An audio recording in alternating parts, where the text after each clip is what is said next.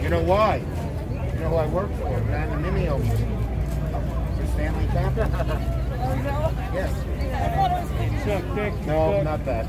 Hi, nice to see you. Must move past the failed model of the war on drugs. Exactly. For decades, this has been horrible. Young men and young women, disproportionately young men and women of color, have been arrested and jailed for even carrying small amounts of marijuana, a charge that came with exorbitant punitive penalties, a serious criminal record, and so many of them could never recover from that. We can never let that happen again. These were young men and young women with dreams of their own, with promise, with potential, who had their lives ruined, simply because they happened to have a joint in their pocket. This over-criminalization of marijuana hurt individuals, but it hurt entire communities. Change has been urgently needed for so long. And that is why when you all asked me to stand with you, the organizers like Senator Ramos and Senator Biaggi and many others, and Tish James, she's here. Am I leaving any legislators? And Harvey Epstein and Carolyn Maloney. I'm good. Okay. And all of them, I joined with you and told the state, get off your butt and pass MRTA now. And guess what? They did. I pushed for the MRTA because I knew that legalizing marijuana itself is not enough. We need investment in communities harmed by the war on drugs. We need social equity in licensing entrepreneurs. And we need the expungement of records once and for all. We needed to start repairing the harms the war on drugs has done to New Yorkers. And with a huge coalition, we did just that.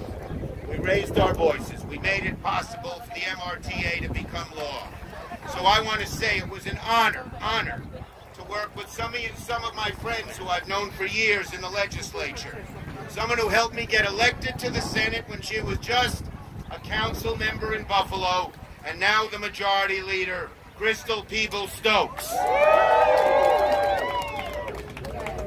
And Liz Kruger from, I guess, this district. Yes. And Diane Savino from the great borough of Staten Island. And organizers like Cassandra Frederic. Is she here? We love her. Are you here, Cassandra? She is a dynamo. She is incredible.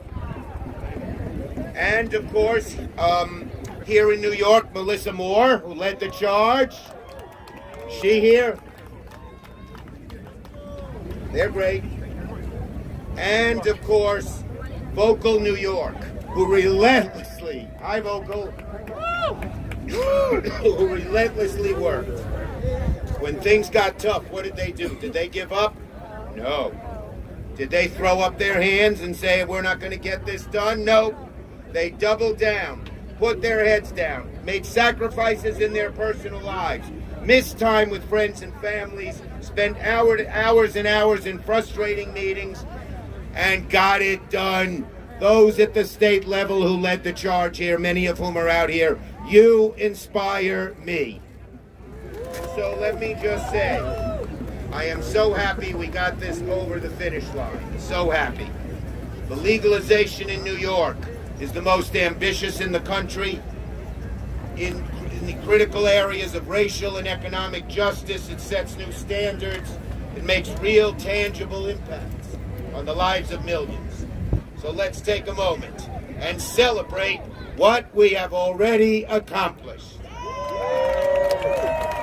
All across the state, from Buffalo to Brooklyn, communities devastated by the war on drugs are beginning to be renewed, repaired, and made whole again.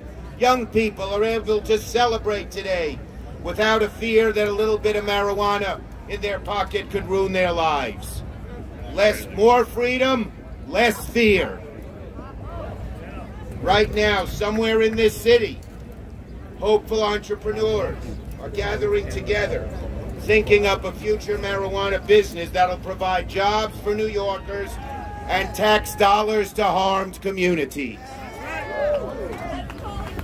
And for thousands of New Yorkers with marijuana arrests on their records, the steps we have taken will provide a new lease on life.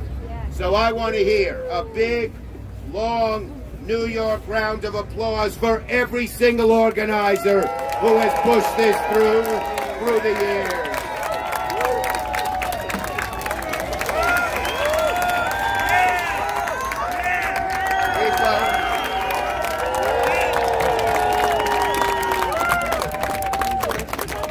Now, we're going to transfer that energy to Washington.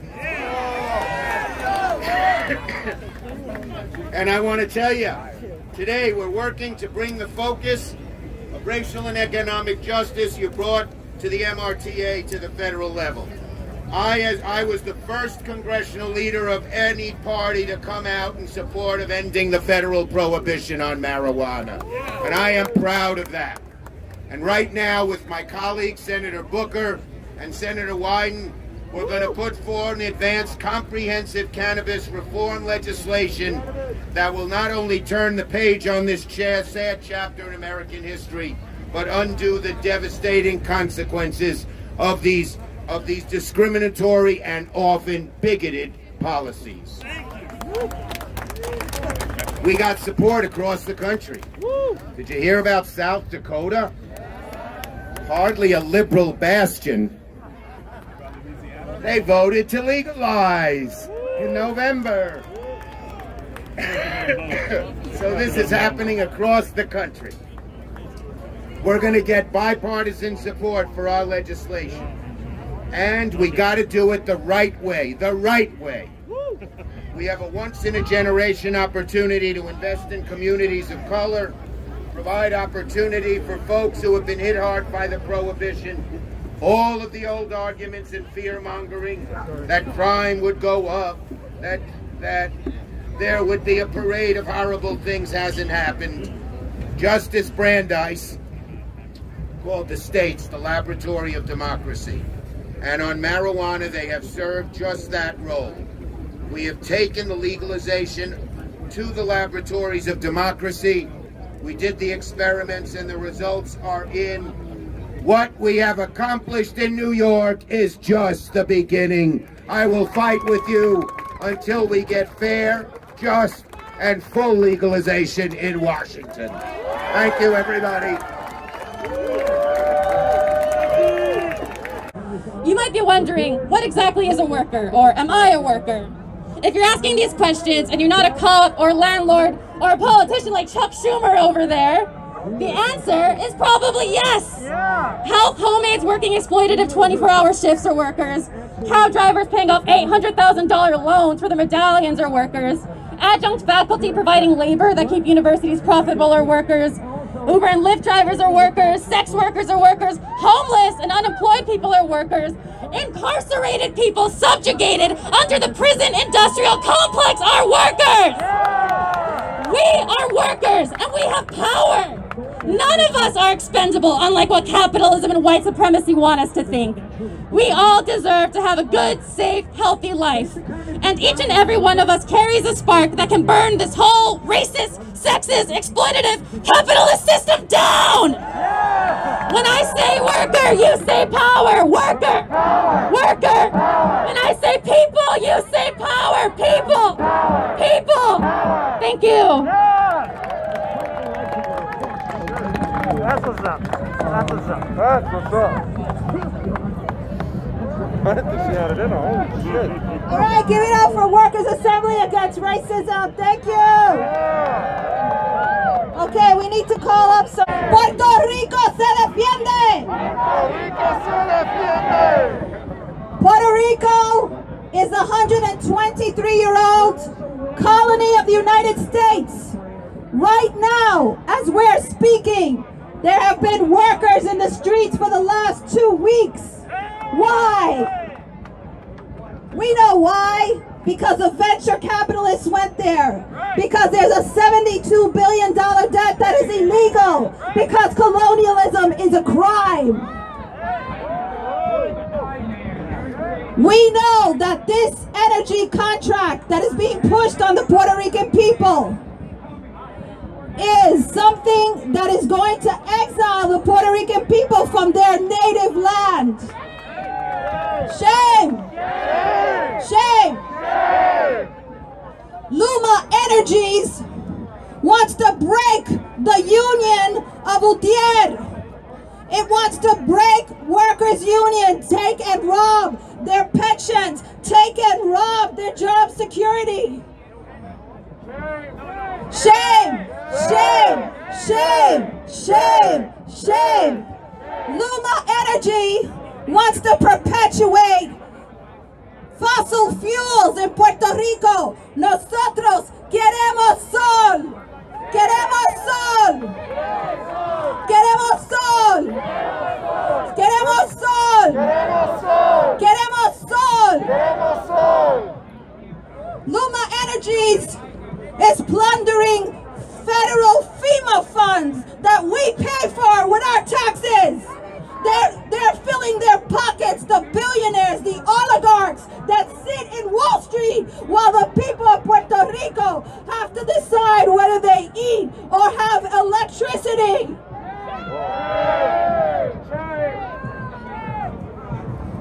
What I ask you to do is to continue to fight for Puerto Rico's independence. We know that imperialism is a crime. What is done to the Puerto Rican people is a crime. Colonialism is a crime. Colonialism is a crime. Please repeat. Colonialism is a crime. Colonialism is a crime. Colonialism is a crime. Free Puerto Rico. Free Puerto Rico. Free Puerto Rico. Free Puerto Rico. Free Puerto Rico. Free Puerto Rico. Free Puerto Rico. Free Puerto Rico. Free Puerto Rico. Free Puerto Rico. Free Puerto Rico. Free Puerto Rico.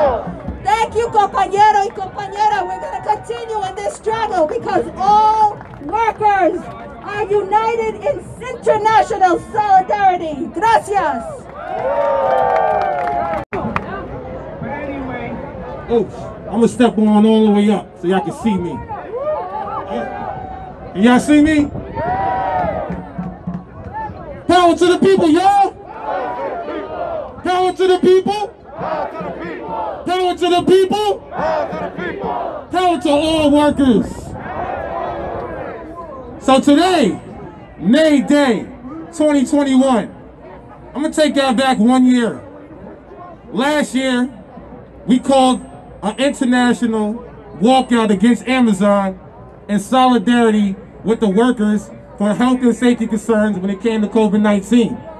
On that day last year, on May Day, Tim Bray, who I'm happy to call a comrade, he was a VP for Amazon, he resigned in solidarity with the workers who walked out, including myself. So solidarity to him, but solidarity to the workers for forcing the hand to make him walk out on that job. So for those who don't know, March 30th, I did a walkout in front of Staten Island JFK. 2 hours after that walkout, I was fired by the company of Amazon. A week later, Jeff Bezos, the man who was making $4,000 a second, $9 million an hour, $13 billion a day, decided to have a smear campaign on me, calling me not smart or articulate, ironically, to make me the face of the whole unionizing efforts against Amazon. Thank you. Spent the last year traveling the country, protesting in front of his many mansions. Started right here in New York City. $80 million mansion, right there on Madison Ave. We went down to Washington, D.C. to his $28 million mansion. Then we traveled out west to his $165 million mansion in Beverly Hills. Then we went to his first mansion in Medina, Seattle. Also hit up the Amazon headquarters. Just to let them know that these workers still have voices and these workers still have power. Our last trip was Alabama. And we all know what happened in Alabama. But let me tell you what also happened in Alabama. They sparked a fuse all across the world. We didn't lose. Don't take it as a loss. We know Amazon spent $25 million to stop that warehouse from unionizing. 80% black, 85% black women. Their voices silenced. Their power tried to be stopped. They spent money union busting for months on top of months. We all watched and covered it. But let me tell you this. We starting right here in New York City. We already started. As we speak, we are beginning our efforts in Staten Island at my former facility where I was fired at. Not only are we going to get JFK 8, but Amazon, who likes to buy up property, they built 3 other surrounding locations. And guess what? I've been out there every single day, and I got signatures from all 4 buildings. So therefore, once again, we got to go through the same thing. They already putting up signs in the bathroom. They already send every employee in these facilities text messages and emails. But this is New York. We got a whole nother energy, right? We got a whole nother energy, right? This is a union town. This is a union town, right? We union strong, right? We got union power, right? I'm happy to hear that because I need all of y'all. I need everybody here today on International Workers' Day, right here in Union Square. I need y'all to support me while we fight Amazon for these union efforts in Staten Island. Whatever y'all can do, whatever y'all can provide, whether it's coming on the ground volunteering, whether it's making some donations, whether it's talking to Amazon workers, telling the unions to come out there and let them know the benefits of being in the union and not being in the union. I'm talking to all of you here today. I need you. We need you. Amazon Labor Union, the one that the workers decided to create. This is an independent union, self-funded right now, worker-led. We need y'all support. We're out there every single day from 4 a.m. to 9 p.m. at night, covering all shifts. And I'm letting y'all know that we're going to win this fight. We're going to win this one. The chief union buster, Jeff Bezos, ain't going to beat us, right? He's not going to beat New York, right? This is a union town, right? This is union power, right? We union strong, right? And if we don't get it, and if we don't get it, and if we don't get it, and if we don't get it, hold on. If we don't get it, shut it down. One more time, we don't get it, shut it down. Power to the people. That's all I need to know. Power to the people. Oh, we not done yet. How y'all feel about marching to Jeff Bezos' house today? I'll do that, yeah, let's go. Right? Can we march to Jeff Bezos' house today? Can we do that?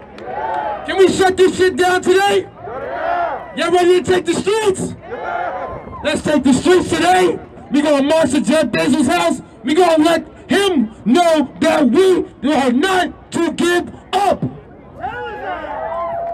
Hands up there, y'all. Fist up for y'all. Fist up for everybody.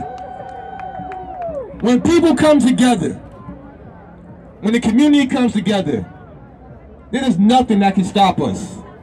Take my story as a prime example. I was just a concerned supervisor and the father. But when COVID-19 came into that building, it was life or death. And I would never regret anything that I did. They fired me, but guess what? They motivated me. And I hope everybody understands I will not give up as long as you don't give up. I feed off of you guys. And the more that y'all push me, the more that I'm going to push myself to fight and lead the way and be the voice for these workers in Amazon. As long as we can do this, there's nothing that can stop us, not even the richest man in the world. The power of the people is greater than all power. The power of the people resides right here. So let's take the streets today. Let's lift up these voices of workers all across the world. And let's shut this shit down. Thank you, y'all. Appreciate it.